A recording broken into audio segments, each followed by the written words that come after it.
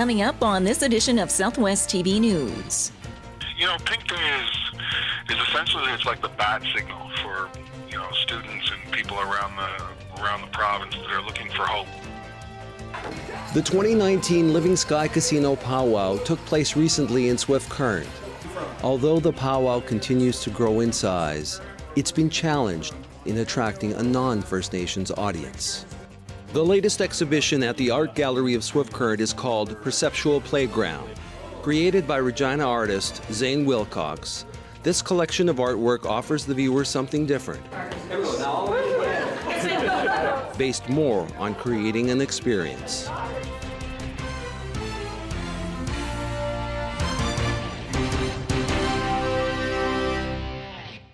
Thanks for joining us here today. Taking a stand against bullying is the focus of an annual campaign hosted by the Canadian Red Cross. We have more in today's top story. Being a victim of bullying is a common dilemma for many youth. And back in 2007, a Nova Scotia student was bullied for wearing a pink shirt to school. The following day, his fellow students took a stand and all wore pink shirts in his support, and to further send a message that bullying was not tolerated at their school. Since then, Pink Days have taken place at schools across the country, with the Canadian Red Cross leading the initiative through community outreach presentations in the school system and the workplace. You know, Pink Day is essentially, it's like the bat signal for, you know, students and people around the province that are looking for hope. A lot of times when you're in a bullying situation, you know, you feel really isolated. So the nice thing about Pink Day is, you know, when you see somebody wearing a pink t-shirt on that day, and just, you know, any day in general, you know that that person is there to help if you really wanted to go to them. And building, you know, infrastructure around you, a team around you, is really important when it comes to bully prevention and getting yourselves out of situations like this, because a lot of the times, you know, bullying ends within 10 seconds once somebody gets involved. So we talk a lot about being someone's hero on Pink Day, and the nice thing about it is it celebrates, you know, year-round programming that the Canadian Red Cross and the schools of this province are really involved in. Mullender further adds that bullying can happen to anyone at any age, and the sooner one breaks the cycle of bullying, the better it is for all involved. If the physical pushing around on the playground isn't stopped when they're very young kids, it develops into, you know, cyberbullying and unhealthy youth relationships at the high school level, and from there they develop into unhealthy and potentially violent relationships as adults, right? And if those adults have children, then the cycle continues because the children see it and they're born around, or they're raised around it, and it's just one big ugly cycle, right? So the day where we're talking so much about mental health, you know, bully prevention is a big part of that. And standing up against bullying should not only be for one day, but part of our outlook each day in our lives, as a united front against bullying helps build stronger communities in general.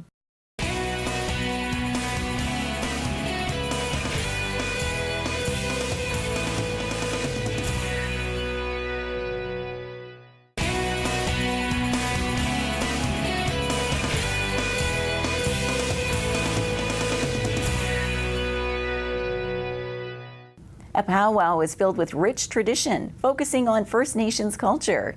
And in this special feature, we spotlight the Living Sky Casino's powwow.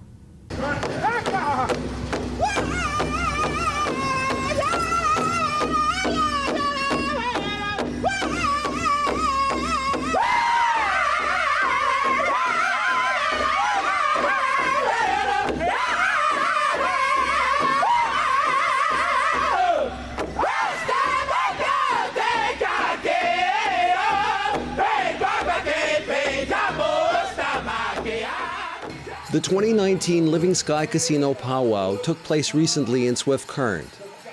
As the 7th edition of this cultural event, its indoor location serves to magnify its color and pageantry.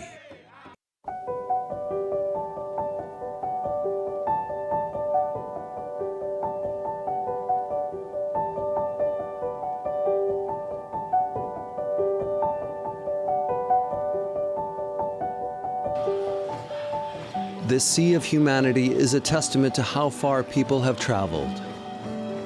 With more than 500 participants, the sights and sounds can be overwhelming to people with a non-First Nations heritage. And so too can be the rich traditions and the meaning of the powwow itself. When you look past the color and loudness, you see a heritage full of detail and meaning.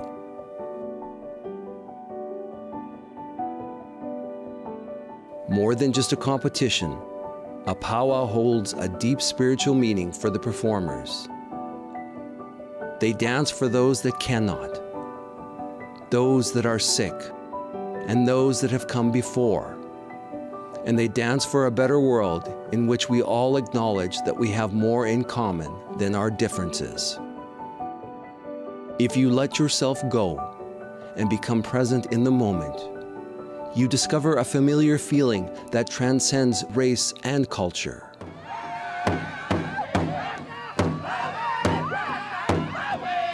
As you stand near the drums, the beat envelops your entire body. The singing is translated by its emotion and harmony. When you watch the dancers on the floor, regardless of the category or their age, you see performers with a passion. Some have clearly entered the zone, like an elite athlete on the field or on the ice.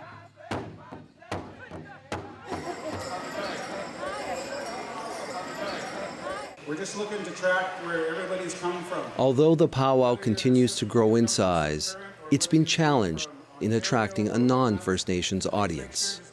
I think it's just probably still the little bit of fear and everything else, you know, and it's very hard to go to an event if you don't understand it. So like we're trying to do different things. It shouldn't be a fear to come in. Despite this fear, there are signs of progress. In any cultural event of this size, you'd expect to see public officials and local dignitaries. After all, the Living Sky Casino is one of the largest businesses with approximately 200 employees in the city of Swift Current. Add to that, the File Hills Qu'Appelle Tribal Council has invested millions of dollars into the local economy. But when you look closely, it's the little things you begin to notice.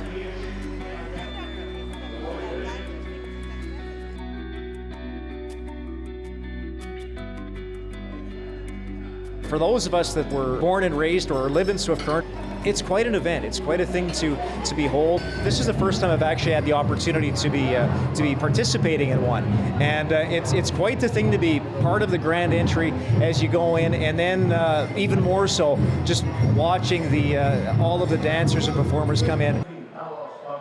A lot of work also happens behind the scenes to make this event.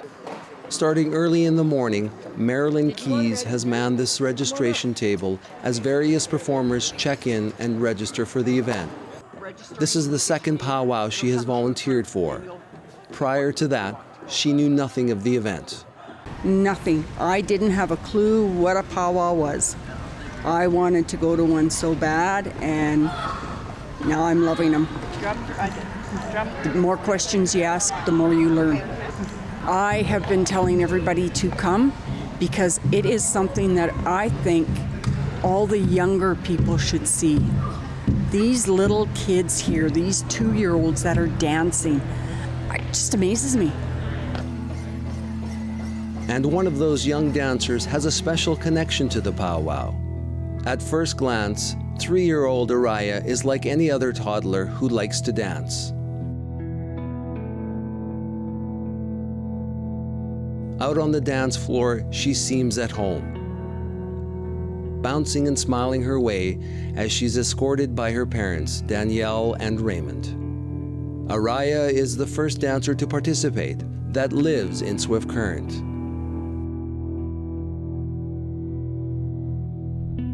As the entire family was kind enough to pose for these pictures, Araya was clearly the focus of the conversation. In speaking with local resident Curtis Neufeld, it's clear that he loves his granddaughter. Like any family in which the mixing of two cultures is present, there are always growing pains. We're just one family, so there's differences in culture for sure, and we're learning each other's cultures, but as a rule, we're all just human beings, and that's kind of how it goes. More than any other message that the powwow conveys, from the pipe ceremony with its blessings, to the grand entry with its acknowledgements and dignitaries, to the dancers and the drummers who perform, the message is clear. We share this earth together as one race, the human race.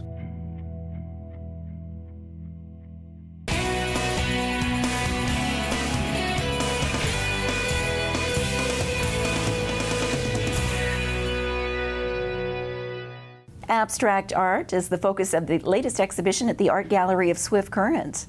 We find out more about Zane Wilcox in this report. The latest exhibition at the Art Gallery of Swift Current is called Perceptual Playground. Created by Regina artist Zane Wilcox, this collection of artwork offers the viewer something different, based more on creating an experience. My aim is to create the circumstances for the viewer to come in to the gallery, see the work, and literally see the work. The exhibition has two bodies of work which have forced the creation of two separate viewing rooms in the gallery. In the installation called Measure, the experience is based on how people interact with the 2x4s and the steel cables. In essence, the viewing public is the one creating the art. Yeah, in the work Measure, the audience is invited to interact with the work, meaning that they are allowed to have a hands-on experience where they pick up elements of the work and they shift things around, which change the configuration of the line drawings within the piece and changes the architecture of it, shifts elements around and within the room, has them interacting with the architecture around it. I think we're just trying different things to see if we can do something. You're engaging with the form in that you're manipulating it physically to change your view and change your watching in the process of it. Meanwhile, the second installation called Perceptual Playground relies on the viewer to visually experience the art as they walk through it. The mirrors, wood, and blocks all work together, allowing the viewer to have multiple experiences based on where they stand and view the pieces. With the work Perceptual Playground, you're not physically handling the works. What you're doing is walking amongst the installation, and as you walk around or past the sculptural elements or looking across the room and into the mirrors and so forth and seeing how all of those elements interact with each other, each time you change positions, the view and the reflections and the configuration changes. Known as formal abstraction, this type of artwork relies on the audience viewing it without any reference outside the visual experience. He's rendering kind of building elements, the visual form. He's rendering it down to just shapes and colors and textures and edges, and see artwork that is just a visual experience. As part of the gallery's community outreach program, various student groups were invited for a tour. One such group included grade 12 students taking Photography 30 at the Swift Current Comp. As one of the students who enjoyed the opportunity to photograph the artwork, Elise Hildebrandt says she also found it challenging. It was actually kind of challenging to be like, I don't know how to photograph something that's so, like, it is what it is. You know, so to have to, like, go different angles and try to figure out, like, what you can do with it that's different, it was kind of challenging. I was kind of still trying to think of, like, what could I do with this exhibit? So to be able to, like, have my camera and try to, like, make sense of it is kind of interesting. We're always looking for meaning, right? What does something mean? We're always trying to ascribe a meaning to, say, a random act that happens to us. It doesn't necessarily have a meaning, but that's the terms we always think about it in. That's why there has long been controversy and struggle for many people about abstract or non-representational art. They're looking for that meaning and trying to understand it. Perceptual Playground was organized by the Art Gallery of Swift Current in partnership with the Moose Jaw Museum and Art Gallery. The exhibition will be available for viewing until March the 2nd.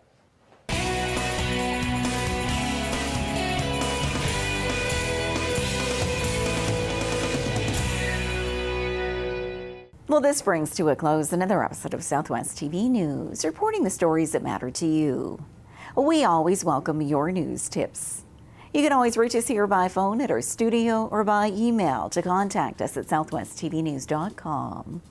Also, be sure to join us daily online for the latest news from across Southwest Saskatchewan and so much more at southwesttvnews.com. And be sure to follow us on a range of social media. Thanks for joining us here today. I'm Carol Andrews.